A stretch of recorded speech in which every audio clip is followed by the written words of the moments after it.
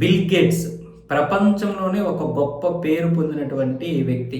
కేవలం ఏదో డబ్బు సంపాదించడమనే కాదు, ఆ డబ్బుని ఏ విధంగా సేవా కార్యక్రమాలకు ఉపయోగిస్తున్నాడు అనే విధం మీద ఎక్కువగా పేరు వచ్చింది. ప్రపంచ దేశాల్లో సేవ చేస్తూ ఉంటాడు తన ఫౌండేషన్ ద్వారా. అయితే ఈ అప్స్టీన్ ఫైల్స్లో తిన యొక్క పేరు రావడంతో పశ్చాత్తాపం చెందాను అన్నాడు. అయితే ఇప్పుడు వాల్ స్ట్రీట్ జర్నల్కి ఇచ్చినటువంటి ఇంటర్వ్యూలో ఎప్స్టీన్ ఫైల్స్కి నాకు ఎటువంటి సంబంధం లేదు, కాకపోతే రష్యన్ గర్ల్స్తో మాత్రం నాకు సంబంధం ఉంది. ఈ విషయంలో నేను నా యొక్క ఫౌండేషన్ సిబ్బందికి క్షమాపణలు అడుగుతున్నాను, దయచేసి నన్ను క్షమించండి.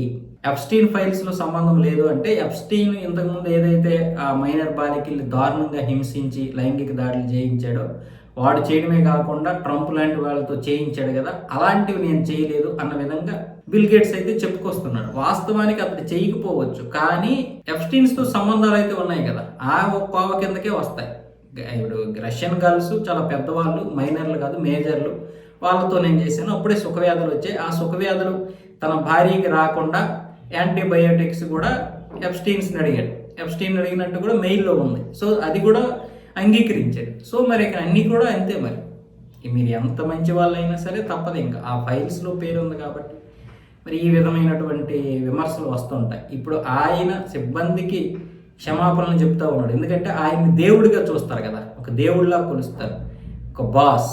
కేవలం అతను బిజినెస్ మెన్ కాదు, ప్రపంచంలోనే ఫౌండేషన్ ద్వారా అనేక సేవా కార్యక్రమాలు చేస్తున్నటువంటి వ్యక్తి. అలాంటి వ్యక్తికి ఇప్పుడు ఇలాంటిది రావడం వల్ల, మన ఆంధ్రప్రదేశ్ వచ్చినప్పుడు కూడా బిల్ గేట్స్ వచ్చాడు అంటేనే ఆ ప్రభుత్వానికి పేరు. అలాంటిది ఆయన వచ్చాడంటే ప్రభుత్వాన్ని తిడుతున్నారు, విమర్శిస్తున్నారు. పైగా ఏఐ ఇంపాక్ట్ సదస్సుకు కూడా ఆహ్వానించలేదు. అది చాలా పెద్ద మైనస్. అలాంటి పరిస్థితి వచ్చేసింది ఎప్స్టీన్ ఫైల్స్లో పేరు ఉండడం వల్ల.